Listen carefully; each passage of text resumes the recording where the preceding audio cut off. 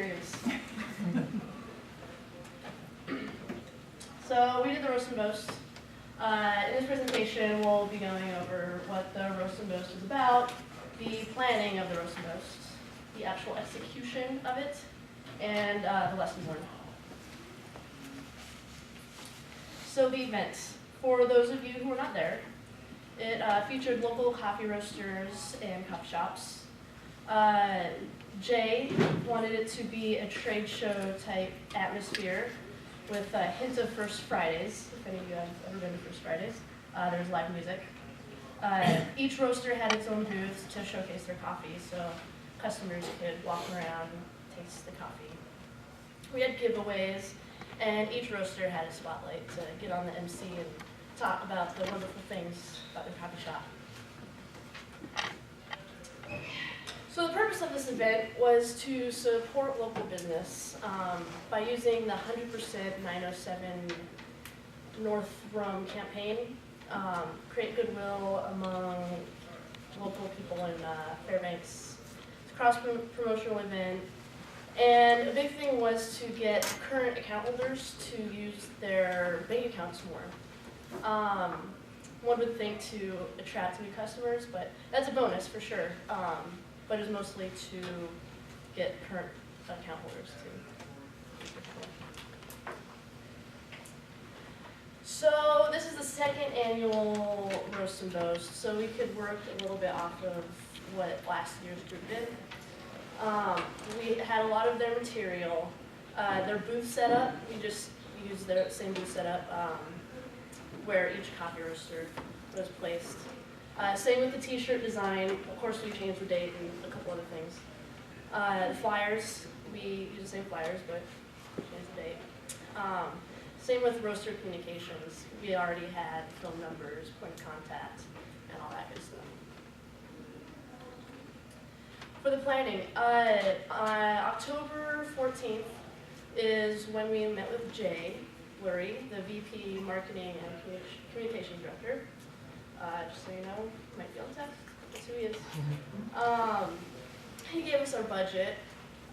We went over the goals of the event, and he suggested different roles we should have, what each of our roles should be.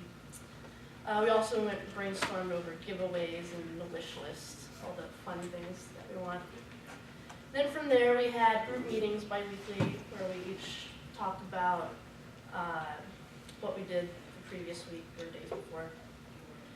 And then, starting November 6th is when we started a teleconference with Jenna Deason, who's in Anchorage.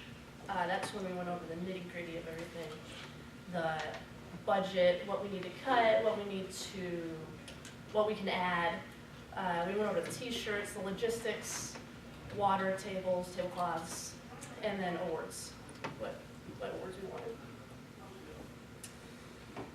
So from here, we had goals. We wanted 50 individuals per hour, and we wanted to effectively deal with overflow, which was a problem from last year that we wanted to kind of mitigate. Same with parking. The Northern Bank parking lot is pretty small, and of course have the same roasters participate as they did last year. So each of us had our own title. Promotions manager is James, right here. He spearheaded the actual promotion of this event, such as flyers, internet, social media, the newspaper ad, banner, and the guerrilla marketing. We all helped each other out, but he was the spearhead of that one. I did logistics, which was the flow of resources, tables, tablecloths, water, electricity, volunteers. And then liaison was Andy. She was the main point of contact for the roasters. So the roasters wouldn't have to worry about which one of us to talk about. She would be the one. She'd be emailing. If there were logo changes, she would take care of that, and the thoughts, concerns, and needs of the roasters. And Jennifer just helped out, floating around between us. She did the internet. That was her big thing, and t-shirts, and she was a scribe, so we could keep track of what was going on. So now, Okay, so our target market for this event was the Fairbanks community, people aged from 25 to 50, preferably college educated and current Northram customers. But once again, it was always a bonus to bring more people in that hadn't been there. So I'm going to quickly go over the 4 Ps of this event. It's a little different when you're dealing with an event rather than a product, but it's pretty much the same. So the product was the event itself. We had 4 roasters and 2 vendors. They supplied free coffee, food, there was prizes, and just free giveaways from the UAF School of Management and everything. Everything was free, so that was kind of nice. Promotion. The best promotion we had was the newspaper ad. That was from the success of last year. We did it again, and it was a big hit. We did use Facebook, which was also, we knew most of the college kids knew what Facebook was. Online advertisement, mostly community calendars throughout campus and the businesses. And then the flyers, which you've probably seen somewhere in this building. We put all across campus. We gave 100 to each vendor and roaster and bank. And then I'll cover grill marketing. So Tammy had us do one thing that was unique for marketing, grill marketing. So we decided to hang our leftover flyers from the greening building staircases all the way down. It actually proved to be extremely effective for the 30 minutes that it was up. English department didn't really like that though. Price, once again, it was free. We were able to work with the $6,000 budget provided to us from Northram. We went over just by a little bit, $6,152. And then the place is Northram Bank right off of Murhauer Avenue, near Sports Authority. And that's pretty much it. Now Andy will do the SWOT analysis. So like James said, I will be talking about the strengths, the weaknesses, opportunities, and threats that the event had. Some of the strengths were the information that we had from last year. It was beneficial for us because we hadn't known and we hadn't worked the event before. We all worked well together. We had great weaknesses and strengths that complemented each other. The prior experience we had with planning different events that were similar but not quite the same. We had decided as a group at the very beginning that communication was the most important part of this project. We had Jay, who was a professional marketer, who was able to help us and look in on everything that we were doing and add his feedback when he thought he needed to. And then we had a professional photographer come in and take pictures for us during the event. Some of the weaknesses we had though was the lack of experience we had in this specific event. We hadn't been to it, we hadn't known about it before the class started, so we weren't able to go from what worked well last year and what didn't, because we didn't know. We had to work with the busy schedules of the people from the banks, our busy schedules, because we're all in other classes, the roasters who had their busy business day, and then we had to work with the fact that Jay, our point of contact, was down in Anchorage and we didn't have direct communication with him whenever we needed to. Some of the opportunities that we had was, since it was a successful event last year, it helped in the word of mouth and the marketing for this year.